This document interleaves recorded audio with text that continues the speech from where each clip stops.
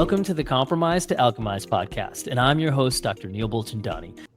Well, good morning and welcome to the Compromise to Alchemize podcast, Brittny. I think the last time I had you on, just for frame of reference for anybody watching, listening, this is going to be back in March, and that feels like forever ago because you had me on your podcast, and it was like a back-to-back where you interviewed me, and then, which, by the way, was a dream and is a dream. I was even looking at this book of with the kids of like I Spy with My Little Eye, and I was just thinking how right before you interviewed me on the podcast, I was reading that book to my kids, and I'm just like, how phenomenal, because I had listened to you many episodes of yours, thinking like, oh, I would love to, chat with Brittny, and so I can like rewind back to then and say that's around when I, the beginning of my podcast. And now I've interviewed like at least 18, 19 people by then. So Wow. a lot has happened in this chunk of time. So, Absolutely. well, yeah. So good to have you. I'm excited to dive in and talk about the amazing things that you have done in the field of myofunctional therapy, and then also kind of like on this new horizon, this new year, what you're setting out to do. So there's so much to kind of dive into, but I wanted to say, with what like except for you having your babies, we were originally going to do Which this I podcast. apologize if you're hearing them in the background right now, because of course they're crying. Okay, so before I talk for any longer, I'll jump back into introing and doing more things. But some of the people who are, seeing this, they know you, they've journeyed with you through all the journey of before you had babies, and now you have two, and they're about 5 months old. So I would just love to throw this to you and say, just tell us like, this new year with launching into your field, how it's different, and then just kind of like what does life look like, but more just wanting to say like it's amazing to see you on the other side of having these babies, and now here you are doing what you do as people have reached out, they say I first heard about you, Neel, on Brittny's podcast, and so you've Awesome. been in such a huge contributor to the field at large. And so how does it feel to dive in and kind of step back into that role here? Yeah, I mean, it's definitely completely different now being a mother of two. But what's really awesome is now, and I think this is maybe something that, maybe we'll chat about, but a lot of people always ask me like, how did you get into myofunctional therapy? And a lot of myofunctional therapists have gotten into it because of their kids. And I haven't had kids up until this point. But what I find interesting is I learned a lot from the get-go with my babies. They were preemies. They came at 34 and a half weeks. They were in the NICU. They struggled to breastfeed. And certain things that, prior to from my training, I was like, no, absolutely not. I'm never, ever, ever, ever going to do. And now I'm like, okay, like there is a therapeutic purpose for things that I am definitely going to be more open to. And I would love to talk about that at some point, in the episode today. That has to actually do with pacifiers. So I think that, number one, I'm just so grateful and blessed to have my babies. I love them. They're perfect. They're beautiful. Yes, they are about 5 months. It's so crazy that the last time we chatted, they were like in my belly and now they're like in the other room. Sometimes I just look at them and I'm like, how did you fit in there? Like, it's a miracle. But now it is different because I'm navigating, before it was just me and my husband and my dogs. And so I was able to do as much as I wanted to, work as late as I wanted to, take on all these projects. And, now being quickly a mother of two, it's a learning curve for me, learning to navigate and, see how I can kind of divide my time, because it is really important to me to be home with my babies. So again, navigating, running a full-time practice, co-owning a second myofunctional therapy practice, educating. I'm on the board for the IAOM, and I have some other stuff going on. My podcast too, I'm going to be getting back into that this month. So it's cool though, because I feel like with whatever life event you go through, at least for me, I feel like I always grow both ways, right? Like professionally and personally, there's always things that we learn about ourselves. I love that. And then, yeah, you hit on so many things that are like really, we have 3 kids, 8, 6, and 4, and I know as a dad, it's a lot, and so how much more just that surreal reality we were talking about, my wife and I at the table last night, of these kids were in her belly at one point, and now the oldest one is 8 years old. And a huge reason that I got into this fields, it's the reason that I got into this, the Mhm, fields, of tethered order tissues, airway, and mhm. all of these. And so, with that, it's like, we look back at that time, and it was such a nexus and a pivotal point in our lives of like learning how to steward other lives. Mhm. And of course, you've gone through this, and now you're 9 months ish plus, almost 9 months plus 5 months. It's like, that's, it's not just 5 months. You've been carrying these Right. lives for longer, Yeah. so that's pretty profound. Mhm. So It's true. yeah, I mean, with all of that, I'd love to just kind of start out with, one of the things that really was exciting is the when I saw that you, and it kind of runs simultaneously when I saw Joy Lance post, about her being elected to the president of the board of the IAOM, the International Association of Orofacial Myology. I needed to, make sure that I mentioned that, like, both of you are, as there's others in the field that I've kind of talked to, and I love that field that you're in Mhm. because, well, there's too much to say because we know that you are like a wonderful liaison and bridge for so many families when they're trying to figure out, what do I do, what steps do I take,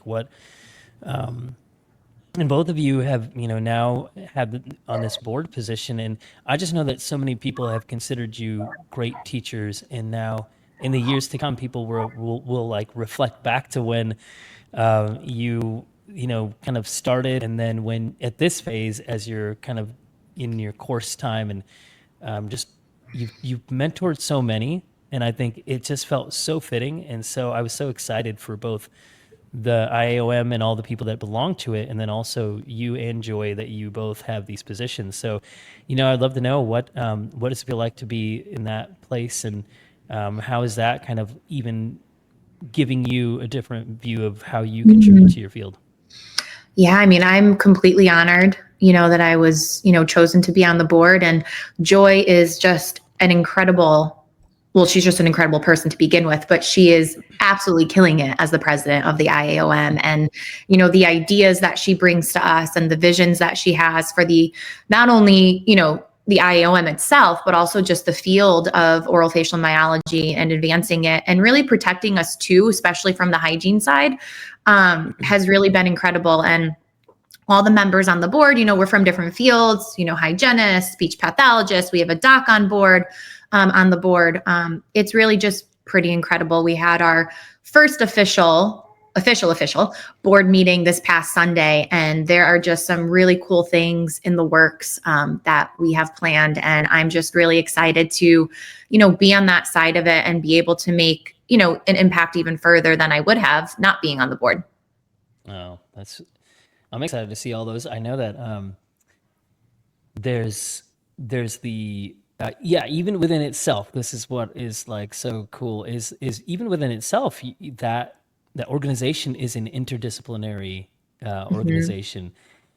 So just kind of when you get to that place of you're not only, practicing and running your practices, and then teaching others, now you're in this, position of on a board of an organization that caters to guides an interdisciplinary field. It's like Mhm. there is so much to that, and I know that can be a beautiful, and also it can be a challenging thing. I'm really aware of that as I teach. I'm getting ready for a Mhm. training that I'm doing this weekend, and I'm teaching, the spectrum of, I have hygienists and myos coming in, Mhm. and then on the other hand, I'm teaching chiropractors. And Mhm. overall, my topic is one topic, but it's made of so many seemingly Right. disparate fields. So, I kind of wanted to say that's like the village mentality. You having a baby, it takes a Yeah. village to raise a baby, and I feel like, um, it it takes a village to like guide these families through Oh my their gosh. Absolutely. and I'm preaching to the choir with that. And so that's why, I'll kind of allude to too. When I had you on before, you were on my embryology podcast, but I changed the name because I felt so strongly compelled by this one phrase, which I'll kind of say because it can kind of go in with some of what you do in what you do. It's from compromise to alchemize came from this phrase of how can we I was just saying this out loud to my wife one day, and I was just walking around thinking, and I'm like, how can we take this what's going on in the world with all these people, when we talk about airway issues, how can we go from a compromised airway to an alchemized airway? And because alchemized signifies more of a non-linear, it's not just like, hey, do this or that and then you've got it fixed. It's like, no Right. way. Because you could think it's good, and then a Yep. couple years later when the babies grow up, there's more to do. And when Mhm. you're guiding people through these, adjunctive or expansion or operative procedures, it's like, oh my, there is so much to navigate. So even within that, I then said, okay, well, let's just call it, or actually Dawn, my wife, I'll give her credit. She's like, just call it compromise to alchemize, because, that'll resonate with people, and Mhm. that maybe the airway kind of throws people off, so Mhm. somebody thought the other day that I was talking about, airplanes, and I'm like, yeah, maybe. I'm like, we have to have good airways to be in the air because it's air purity and air quality. But That's you know, so funny. so yeah, I would love to just know, like, as you get into that, how does that show up? Maybe even drawing the parallels of, like, now you have 5 months old and it's taken a village to get you this far. Not even talking about the healthcare, all the people you sought out in order to have Mhm. a successful pregnancy. Oh Then my gosh. you've been in it, and then you also have a strong desire to advocate for others so that they can know about resources like this. Oh my God. Yeah. That's so true because I don't remember if I said this before and I was talking about the girls, but both of them were tongue tied, lip tied, and they had their upper right buckles released. And again, they were in the NICU for about 2.5, almost 3 weeks. And I knew they were tied, and of course the staff at the NICU we were at, they were incredible. We were at UConn's NICU, and again, the nurses were amazing. I literally can't say good enough things about that NICU, the doctors, everything. But, when it comes to tethered oral tissues, again, it's like seeking out a pediatrician's thoughts on a tongue tie. Like they just don't know what they don't know. And, I said to the nurse as, the girls were struggling with feeding and stuff, I'm like, I think they're tongue tied. This is what I do. I'm a myofunctional therapist, X, Y, and Z, blah, blah, blah. Probably got sick of hearing me. And then they were like, okay, well, when the doctor comes in and rounds, like, we'll bring it to their attention. And every pediatrician that rounded on my babies didn't think it was an issue. There was this one, I think she was a PA, that came in and was like, she mentioned posterior tongue tie. And I was just like, whoa. I'm like, whoa, whoa, Right. whoa, whoa. Okay. So we kind of have something going on here.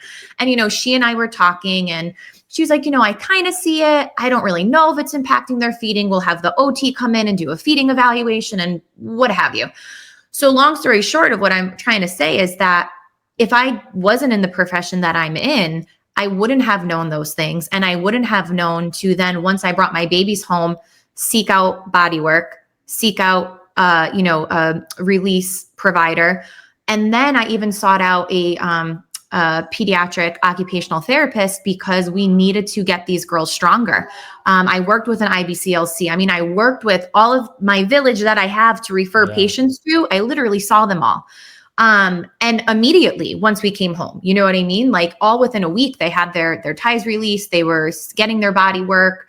We started working with, her name's Julia. She'd be a great person to have on your podcast. She's actually maybe even having her baby right now. I think she's due Oh, wow. sometime in January, but, and then what I learned from those experiences, like I knew why these providers were all important, but I don't really get to see it as much from the infant side because I don't work with that population. So it was really a cool experience. And again, I was just so thankful to know what I know to get my babies the help they needed. So yeah, a passion of mine is to then be able to spread that awareness to communities because these poor mamas, they're struggling and they're listening, but they're really not. And I maybe it's not that they're not listening, but they don't know what to listen for. Right. Mm-hmm. So I think again, that's why podcasts like this are so important so that the general public has a source to go to. Yeah. That's nothing like you experiencing it from the inside out and just seeing like you knew so much, and so Mhm. because of that you were able to navigate so much. And I know that you already do this. You think for the people who do not have the Mhm. extensive knowledge that you have, because even though you have all that knowledge, like you said, it's you, when you're in the middle of that, birthing, and you can't really, like, there's so much to corral your Mhm. energy, and Oh my so gosh, yeah. I can only broach the topic. I can't talk about it because you're the person who birthed these babies, and so it's so it's both very very strong, like, commending you on what you were able to know, and then also knowing that you think about the people out there who need strong and supportive, not evidence, but just like, yep, when there's something going on. And I think, maybe I'll say that I think mothers of a baby have this intuition, and yeah, I like to think there's a contingent of us dads growing out there who Mhm. who can tap into Absolutely. that and have it too. But it's like there's this intuition, and I think, oh yeah, to mention to you, great respect for the hospital, and for your the NICU, and for the people, because they're so needed for helping. and Mhm. and there are so many parents who've come into me, and they have this the same, they're so thankful, and yet some of them didn't know what Mhm. right? And so they didn't know until Right. months later why they went through all these hardships. Mhm. And it's like, oh, if only, they're like, if only I knew. Because, and that's hard when they're saying that, because they're not a healthcare provider, and yet they were told by several healthcare providers, for the most part, that there was nothing wrong, or just make it through it. And Right. so Yeah, and if I didn't know, I mean, I would have just, okay, like, you know best. I mean, I don't know, right? But that was pretty incredible. And if it's okay, I'd like to bring up my whole pacifier story yeah, please do. now, because as a myofunctional therapist, and of course knowing the detriments of a pacifier on children past a certain age, I was so against them. Like, I even remember at my baby shower, of course I think I registered for like 2 pacifiers, like literally one for Peyton, one for Sciarra. And I opened them and I was like, they're never going to use these. Like, no, no, no pacifiers ever, ever. And like I had mentioned, because they were preemies and they were struggling with feeding, they were on a feeding tube for some time. And that was really the main reason we were in the NICU. And what I found really interesting is one day I walked in and the nurse was giving them a pacifier, and I freaked out because, well, one, she didn't discuss it with me, but two, again, in my mind, I'm like, no pacifiers ever, ever, ever. And what was really cool to see was, as soon as they started using that pacifier, they did improve feeding from the bottle. We weren't, on breast yet. And again, when I talked with the pediatric occupational therapist I worked with, and she's like, well, of course, yeah, pacifiers aren't good, but there are therapeutic reasons for them. So I found that really interesting. And then as we got home and we were working more on breastfeeding, there was a certain pacifier, again, that was introduced to us from this occupational therapist, called the Ninny pacifier. And it is a therapeutic pacifier. Like, it's really not the type of pacifier you want to give to your kids like all the time. There's a therapeutic purpose for it.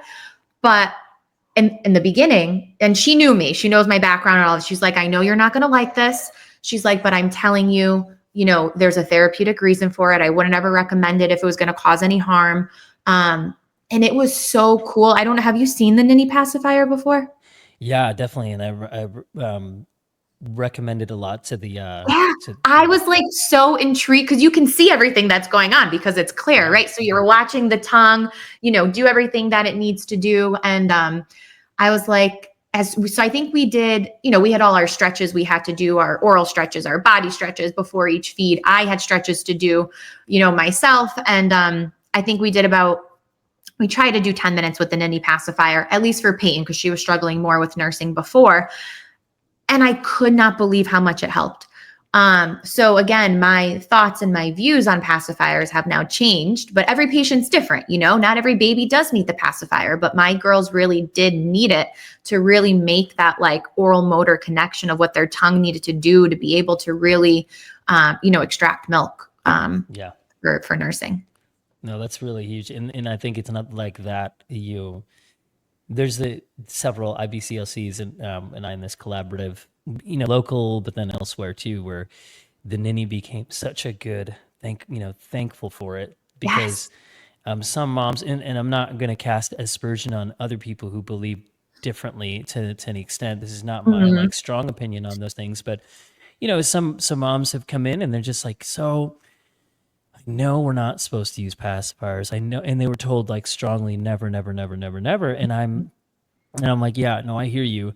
And I defer to that person for so much of their expertise. However, just want you to be aware of like some of the IBCLCs that I collaborate with. First of all, I always want them to be seeing them, not just me Mhm. telling you, here's what they recommend, because Right, right. such a different thing. But so to make sure they have that support and that care. But I'll say, we often see the nanny can be so therapeutic, so helpful, and I think a lot of parents are just like, I know there's the should and the shouldn't, but when it comes to like what we actually need, I think some of them are intuitively sensing too that there's something Mhm. helpful about it. So I've had so many Mhm. good conversations with parents who are like, I think this is helpful. I'm like, yes, so glad that you found that and that you Oh were yeah. using it. So yeah, it's such a beautiful thing, and you knowing what you know to like know, okay, there's the you can actually see what it's doing, and it's so cool because So from cool. for me it's the opposite of like it's because of my baby having a tongue tie. The Mhm. midwife said your baby has a tongue tie. I'm like, what is that? And said Right, right. we found out that way. It's like you've known and you've known so much about it, and then you have your babies, and Mhm. I'm like, I know that these things are set in place long ago, but of course I would have loved that your babies did not have tongue tie because that would have been wonderful. Of However, course. you knowing what you know, you are equipped so well to Mhm. know some of the things that you can do to help them. So no, Oh yeah, I that's would just really like good. the doctors would come in. I'm like, yeah, okay, and the nurses would laugh at me because as soon as the doctors would leave the room, I'm like, I'm gonna call Dr. Condell as soon as we get out of here. Like they're having their tongue ties released. Yeah. And I think too, and we talked about this when I interviewed you on my podcast. You know, the way you prep a patient, depending on their age, the severity of the tie, what else might be going on, is so different, per individual. And I even Hmm. found it so different for my twins. Hmm. One was definitely more ready than the other at that time to have the release done. And if I'm being honest, if I could go back, even knowing as much as I know, I would have done things a little bit differently. Yeah. I wish that I worked more with the pediatric occupational therapist prior to having the ties released. I did work with the IBCLC. She was fantastic. We did do the body work, but I definitely feel like I felt the most progress once we started working with the OT. And I think that some of the tools that she gave me, I think they would have been even more successful with their release had we done some of these things prior. Yeah. Now, again, we don't know what we don't know until we know it. And even me being in the profession for as long as I have, again, I don't work with infants. So I really didn't know. I mean, I know a little bit. I know enough to, have a conversation with the mom and be like, okay, you have to go see X, Y, and Z. But again, to really be in it and experiencing it, I just feel like the conversation that I would have with moms would be so much different than prior to me having, Sierra and Peyton. Yeah. I love those names, by the way. That's Thank really you. beautiful. And yeah, you just made me think of these two. This mom with twins that I in the Bay Area that I've journeyed with, and their babies are about the same age as yours now, and there's boy and girl twins, so different So different. dispositions, even like the way that their cranial bones misaligned, and it's not severe misalignments, but it's just different, and even Yep. the way that their oral ties affected them was so different at different times. And I remember we were when mom came in after I hadn't seen them for a month, and it was something they were struggling with, and the little boy was struggling with not only it was a reflux and some of the other things, Mm, and mhm. she's like, yeah, and, she had some really good insight and help along the way, and then I'm more of just like solving the complex problems of what's going on, but I evaluated and I said, oh, little, it's, we, there's something going on with him where the EMF sensitivity that he's experiencing is actually playing a role. And Interesting. and so we talked about it, and it just so happened that yes, they had amplified their router, and it's near the baby's room. And so she quickly Wow. was like, "Oh yeah, that's in the garage, but it's on the adjacent wall." So they shifted everything, Interesting. and as soon as they shifted everything, his reflux decreased significantly, Wow. whereas it wasn't affecting the little girl. So even that Crazy. within two people, of course, they're different Yep. people, and so their bodies will work differently. And so things like, I don't go crazy. What I want to make sure I'm saying here is, please, everybody out there, don't go crazy about EMF. I personally believe that yes, it is there, and yes, it is a stressor, Hmm. but we're okay as long as we take certain things. I mean, I loved going deep dive with patients about like how can you put in certain things that are EMF resistant, EMF proof, and just you know Right. get rid of that radiation as much as you can. But most people, like except for my extreme cases, they're okay. So it's Hmm. just the nuance of like when something is affecting one, it might not even be really affecting the other, or at least Right. manifesting in some of those issues. So yeah, little precious lives. And so yeah, well, I love that the lessons that you've kind of taken are now already like forming in you. You're already like, Hmm. you know talking to yourself. Just even a few months ago, Brittany, a few months ago, here's what I would do, because that means how many people will be able to benefit from like your wisdom moving forward Right. on some of that too. So, and I think, yeah, just to speak to that one part of um I think the message is getting out there. Like you said, you're like, podcasts in Hmm. your podcast is, I've seen so many people who are on it and have been influenced by it, and some who are coming on mine, that I want to make sure that I say like, there's this amazing tethered oral tie specialist in Mexico, Dr. Eric Galindo, and he's a dentist. He's a pediatrician. So sorry, he's a pediatrician, and yet he's got these amazing reels where he talks about primitive reflexes and so the amazing thing is like he, as an MD, as a pediatrician, is changing the architecture of his field because he places such a huge emphasis on that. And obviously, he's a very unusual pediatrician at that because there are not many out there in the world that understand what he understands.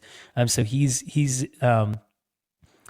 going to be one of the virtual presenters at this training that I'm doing this weekend, and I am so excited because so it's like he had just met with Sarush, Dr. Zagi, and the Breathe Institute, and so he's been around some people like you who have been telling people about these resources, and because of that, he's come into this understanding, and he's so eager to learn more, and it's humbling because he's such an expert. So I really love that just people like that are getting out there because before long that'll just make its way into more places, more clinics, more hospitals, and that's what we need is to have more people saying this is what we need to do, is we need to address these things. And I mean, I know I'll have Kevin, Dr. Boyd, on later today, who we're going to talk about malocclusion and his The passion best. about talking about some of I that. love So listening to him speak.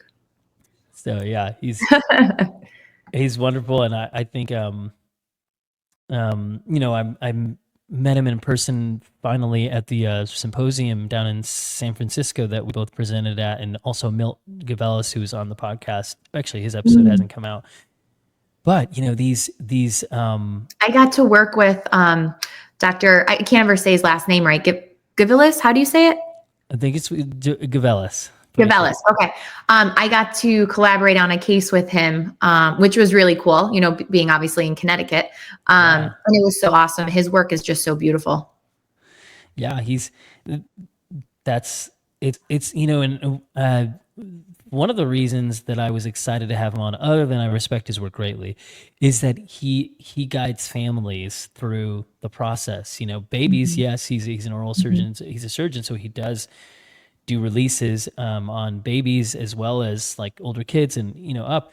Um, but he like you said, you're like, oh, have pediatric OT more in the play, more in the role. And he's such a huge proponent of, he Mhm. understands we need this interdisciplinary method. So he's really quick to say to somebody, yeah, you need to do this, but let's, for the release, referring to that, but I need, go meet with this person some more, or, and so Yeah. that's such a good, Oh, and that part is, I feel like that's how you know that you're in good hands, right? When somebody's not jumping to do their part of it so quickly.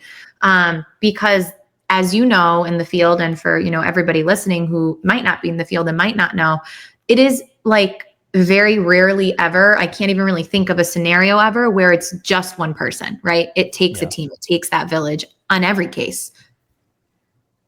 And tell me, yeah, so kind of like, I want to hear more about like the, um, when it comes to like this wisdom that you're, I know, compelled to impart. And there's like a couple of things I'd love to hear how it is to navigate your, running your practice in this new kind of new year, but then also the course and how you're, spreading the education out there and what you're doing with that. I'd love to hear more about that. Yeah, yeah. So I want to say last year, actually in January, is when I technically like revamped my introductory course for myofunctional therapy. So again, it's not just dental hygienists. We probably attract dental hygienists the most, probably just because of my background. But we have dental hygienists, speech therapists, OTs have taken it, PTs have taken it, doctors have taken it.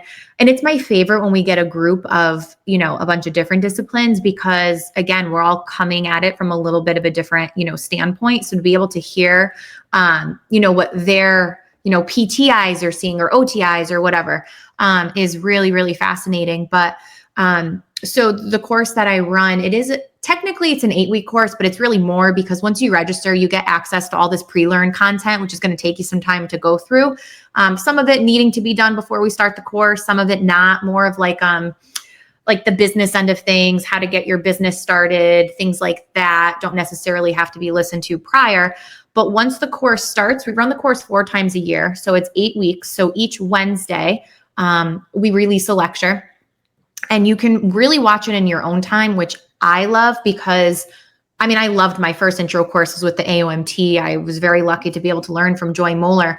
But if I had like a remote that I could have just like paused her, rewind, had time to write my notes, it would have gone a lot smoother for me. So I love being able to give, our students that ability to watch it in their own time, because let's say, I was doing it live and their child was, as my child is right now, screaming in the background. Like, they're not really going to be able to hone in and focus. So being able to dedicate that time to watch the lecture for that week, I think is really great. And then that following Monday, we meet for a live virtual Q&A. The Q&As are my favorite. The course would not be what it is without those Q&As, because we just get deeper into things, and the questions that some of the students ask are so insightful. And again, we end up going down these crazy rabbit holes, but they're really fun to go down. I could talk on tangents forever.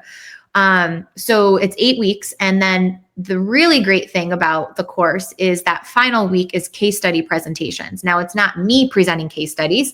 It's each participant presenting a case study. And what I do at the end of each week, they get like a mini homework assignment. It's not mandatory or anything like that, but basically it sets them up to be able to then present that case study at the end. So they're already starting, assessing a patient, evaluating a patient, treatment planning a patient, seeing them for their therapy session. So finding, roadblocks that they had to overcome, finding their referral basis, building that referral team, locally. Which I think that part is really invaluable, because what I hear from most, new myofunctional therapists is, they have all this information, but they don't really know what to do with it. And seeing that first patient or client can be really scary. So I love at the end of the course, after everybody presents, and like I can see the look on their face go from like really scared, nervous to more confident, because it's like, wow, like I just did the damn thing. Like I could do this, right? And it's just, again, a learning experience, because everybody that's on it, we try to keep it to about 12 participants, because I like that more like intimate environment. But you get to listen to everybody's case study. So in a sense, you're kind of already seeing 12 patients before you, technically graduate the course. Yeah, that's That's really, and I love the Q&A Oh, portion I of love that. Q&As. They're so fun. Yeah. And I just always being, laugh because there's always one person who like has this notebook list of questions and they're yeah. always so like apologetic for it. And I'm like, please Mhm. do not apologize. Like I need people like you to keep these Right. Q&As fun and interesting. Like throw those questions at me. Yeah. Yeah. You always love that because it's like, no, that's good. Yeah. You want, and so sometimes those people will ask the questions that other people don't know don't know to ask, don't Exactly. know to consider. So that's Yep. such a great, component in this, like, that learning method that you're using, which I love because it's like the cross pollination of ideas. It helps people think, what should I be thinking of that I don't know, to Right. think of? And so, Mhm. yeah, but in addition, having those cases be able to be like, essentially each Yeah. person And has I mean, that I kind of in do the present a repertoire. couple case studies like throughout the course, Yeah. as well. But the very end, that case study week is more for the participants to present their case studies. And then last year, I want to say shortly before I went on maternity leave, I think I can't, the months all kind of blend these days. Yeah. But we did release a mastering tongue tie readiness course for myofunctional therapists because I find that that is the other big question that I get is like, well, how do I know that they're ready? Yeah.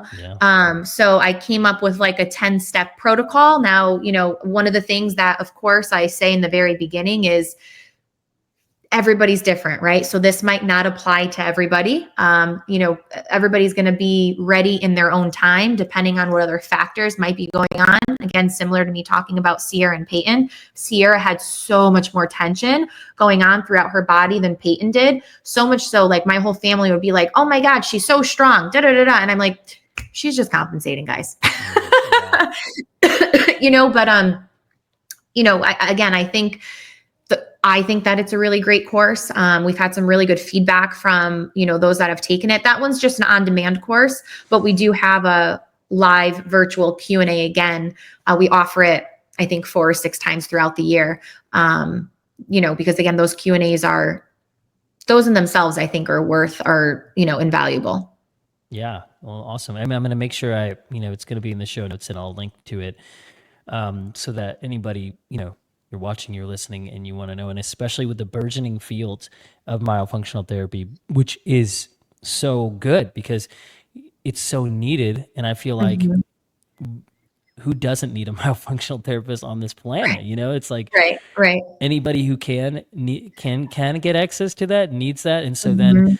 that you're, kind of obviously sharing out of your wisdom and experience over the years to train more up. It's such a need right now because, Right. um, well, Oh, I one just more like to thing that say I want to say too, go because for it. I think that this is my 2025 goal that maybe I was lacking a little bit prior to, is I All right. really want to then have that supportive community. I think in the past I probably, could have done better with that. And I think that again, afterwards, it's a new thing and it's hard. Change is hard, and getting into new fields, as much, passion as somebody might have about it, and they have all of the tools in their toolbox, but it's a little nerve-wracking to use them. So we are going to start having, we have a WhatsApp group for our graduates. We're going to have monthly, it's going to start this month, a monthly case review. So kind of continuing that week 8 where somebody each month will get chosen to present their case study. And again, everybody could be on and learning from it and whatnot, I think is really important. My other goal for 2025 is I really want to provide more support to hygienists that don't necessarily want to do myofunctional therapy, but want to obviously take on the responsibility that is theirs to be able to screen for airway.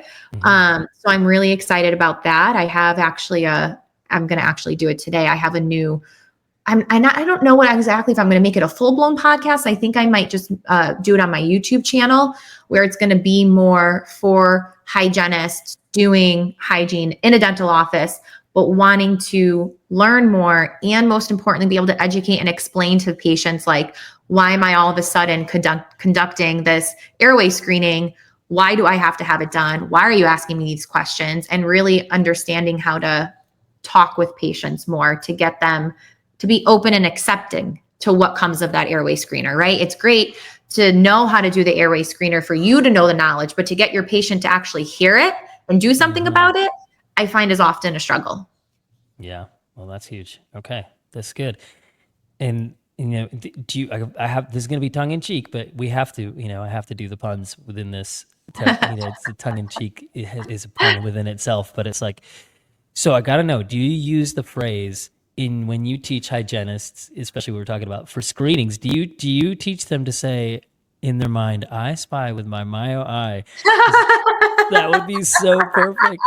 Because I mean, it's such a catchy phrase. I'm like, it's such a detective phrase of like, that's what you're doing with Right. teaching how you can screen, even if they're not necessarily wanting to jump into the Hmm. field of orofacial myology, but to know that they can think like and screen so that they can be part of that, sort of team. But you got, I mean, if you're not doing that, I feel like Right. that would be amazing. Like everybody just think, what are you seeing when you, anyways, that's a Right. joke, but I mean, I love it because I you're love kind it of too. That's equipping people fantastic. to be detectives and to be vigilant to things that might seem unrelated and they're actually Mhm. related. So, oh, this is wonderful. So, with that, I'll kind of, as we can, when we're concluding, I'll make sure that you can just tell people where to go for that. And Mhm. well, I know your Instagram account is awesome. That's how I found you. Was CT orofacial myology. That's like your main page. Oh, maybe we'll Yeah. just say it right now. How can people just kind of? What's the best way people can find you? Yeah, I mean, definitely Instagram. So CT underscore oral facial underscore myology. I also do have a second Instagram page that I'm going to try to be growing. That's called the Myohygienist. But Okay. that's linked in my CT oral facial myology page. That's definitely like my hub. That's where, I definitely have most of the reach to people. You can find me on my website, which again is just ctoralfacialmyology.com. In regards to our courses, those are hosted under Airway Health Solutions. So you can look on the Airway Health Solutions website. We have the School of Myo that has all of our trainings, our mentorships, our shadowing opportunities on there. Oh, and I want to highlight one more thing because this is also newer for our course. So I am part of Tooth Pillow. I'm the co-director of the Oh Myofunctional Therapy yes. program at Tooth Pillow.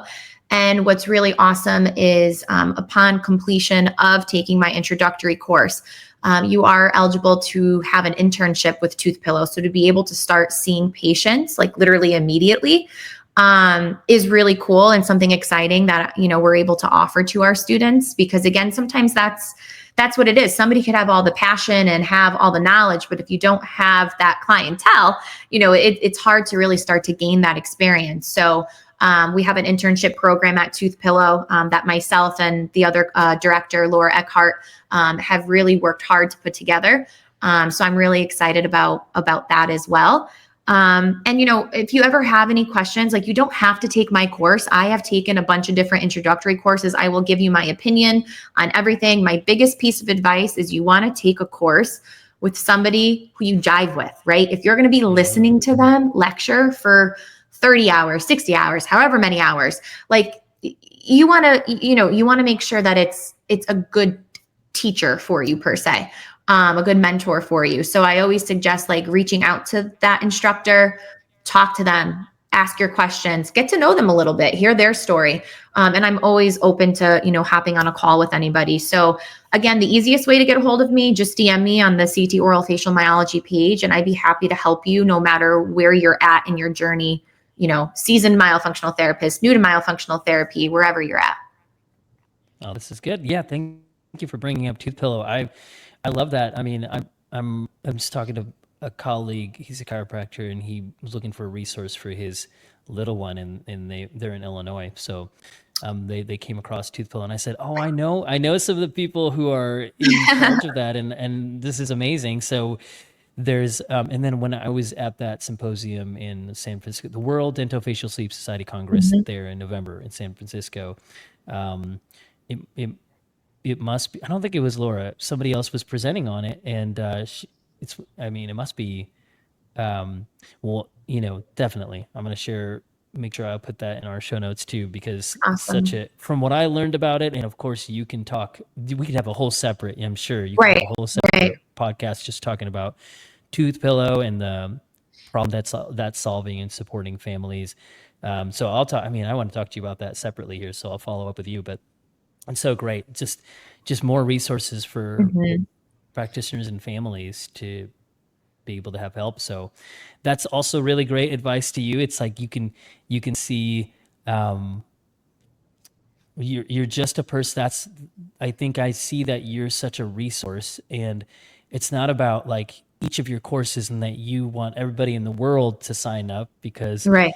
you couldn't do, that's too much. But also you're there's all these personalities and all the Mhm. ways that people fit. So I think it's just so good that people know that they can come to you as a resource regardless of what they choose to do for courses or things Right. like that. So that's really Yeah. great. Thank you. I appreciate that.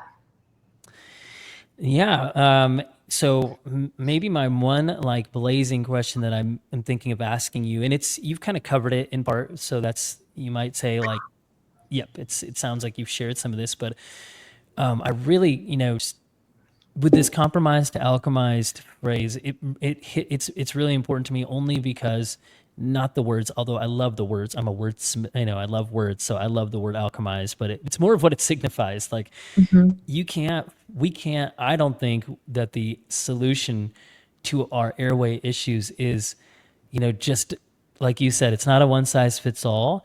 It's not even like in the beautiful thing about the village is we have so many amazing practitioners that can team up, and it's never just one person. It's always a Mhm. combination of, but some families are like, that is so overwhelming. The fact that I Mhm. need one, two, three, four people to help me with Mhm. my 4-year old, 6-year old, 8-year old. I mean, I'm Right. saying that because we have a 4, 6, and 8-year old. Um, I think my desire is to like speak to that group out there to say, yes, you do need a lot. Yes, and it is a lot. It's time, money, and all those things.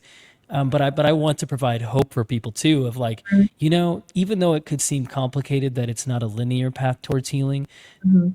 the beautiful thing is that little things add up to make a lot of change and impact. So how can you speak to that when you're guiding these families through and you're like, I know this from you talking before, it's like when you're giving them a recommendation and you're saying this and that and they're just like, okay, what do I do? I know at the end of the day when you're with them, you are their person. You are the person that's Mhm. there for them, and they're like, okay, Brittany, but what do I do? When do I do it? Right. How do I do it? What's your like message of hope and encouragement to these families of like, just know this. And if you have this like phrase that comes out of you or this like unifying message that you try to help people to bring them hope and Mhm. encouragement, what would that be? Yeah, I mean, I think you kind of said it before, like one small change can make a huge difference, right? And one of the things that I always tell, the participants in my course, my students is, and I'm coming at this from a hygiene background, right? I feel like personally, as a hygienist, we have a very good, and maybe everybody in healthcare, but again, I can only speak to it as a hygienist. We are able to read our patients really well. And you have to kind of sometimes hold back all that passion and knowledge you have and read the room because it is very easy to overwhelm a family. And once you overwhelm that family, those listening ears are turned completely off. So even though you have all this crazy information that is going to completely change their trajectory, they're not listening. So what's the point, right? So you have to be able to read your patients, like read their physical cues that they're giving you and how that information is making them feel. Sometimes you have to just, okay, hit the pause button, one thing at a time. And sometimes I say to my families, yes, you need to see me, but I'm not your first stop. Okay. So I'm going to help direct you to where you need to be. And I always stay in touch with those families. Like, let's say, it's a little bit of an older child. So let's say I'm working with a 10-year-old and like we need to get expansion going and that family can only do one thing at a time. Well, a 10-year-old little girl, expansion needs to be a priority, in my personal opinion. I'm going to give them some tips and tricks and myo things that they can do to get started without actually having to sign up for therapy. But then I'll follow them. So let's say they're in that expander for 6 or 9 months. It takes 2 seconds for me to have a notification in my schedule to say, every 3 months, check in with this family and see how they're doing. I don't want them to just feel abandoned from me because they're not ready to see me yet. And I think Hmm. that that's really important. And I think when families see again that you're taking the time to care about them, similar to like what I just said about people reaching out to me and not necessarily having to take my course, but I'm still here to help. Same thing. Even if you're not ready to, sign up for myofunctional therapy with me, that's okay. I'm still going to help get you to where you need to go. I'm still going to check in. I want to make sure that you got the help. I want to make sure that it's going okay, that you don't have any questions that I can help further, support you in.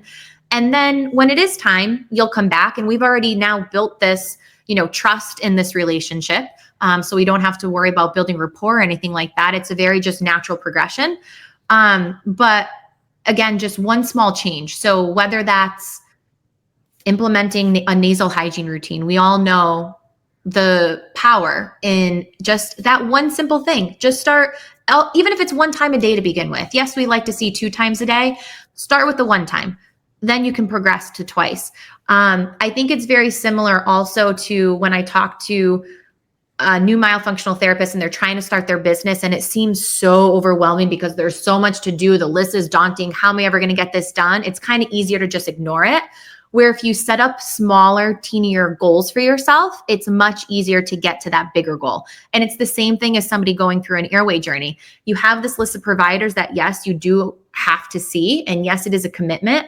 But if you can just kind of take it provider by provider, it seems much more doable. Yeah, that's really good.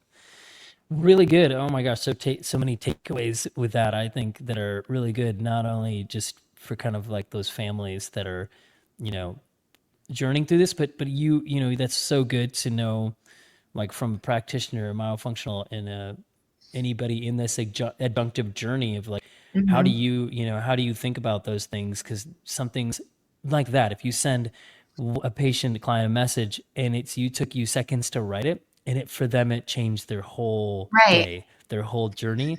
And how Right. much does that mean to them? It means so much. So And thank I you for, think like a little quote too is like, even just thinking like the state of your health is better today than it was yesterday, even from that tiny itty bitty change that you're making. And tomorrow it's going to be even better, and the next day and the next day.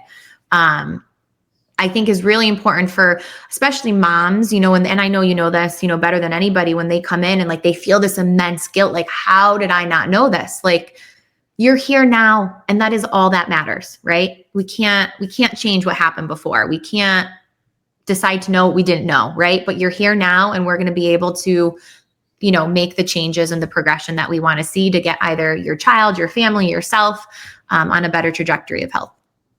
yeah, that's beautiful. Yeah. So to anybody listening, you're here now. So, whether you're a parent, a person who's just dealing with your own, like figuring out what do I do first, or you're a practitioner who wants to know, how do I help this particular family? Like, first of all, reach out to Brittny. And she's a resource, and I would love to be one for you also. And I think people have so much within them. If they can tap into that wisdom, they can see like we really have this compassion that drives us to help people. So Absolutely. well, you've given us so many gems. I know that we've had a really amazing time and expansive talk, especially between all the things that you're navigating with your little ones, plus your many worlds that you tend to in your professional career. So, any last words that you want to share before we close out? Well, I guess let's see. I have like 2, maybe one for like parents and families that are kind of, either beginning this journey or in the middle of the journey. I know that it can seem long and it can seem tedious, but you're doing so much for your child. I mean, you're completely changing what their life will be like as an adult. And, I think that families, moms, dads, caregivers, you have to give yourself grace, as we really do with everything, especially as parents. And just know again that you're making those changes, whether it happens today, tomorrow, in a year, you're going to get there. Just stay the path. Find a community. Community is so important no matter what you're going through in your life, happy, sad, whatever. Find a community, find those people, at that safe place where you can just go and talk, because again, it's a journey. And sometimes you need to be reminded that you're doing the right thing. And then as far as, other healthcare professionals that are getting into this airway space, I would say the same thing. You have to be patient. And again, I'm speaking specifically myofunctional therapists because that's where I'm coming from, that It doesn't happen immediately for everybody getting that business off running. It doesn't happen immediately to find that team of providers, that village. It is work, but I can promise you that if you put in the work now, the amount of patients and lives that you're going to touch and the growth that, again, you're going to have professionally and personally is worth it. So it's a big grind in the beginning, but I can promise you that, it's definitely going to pay off in the long end.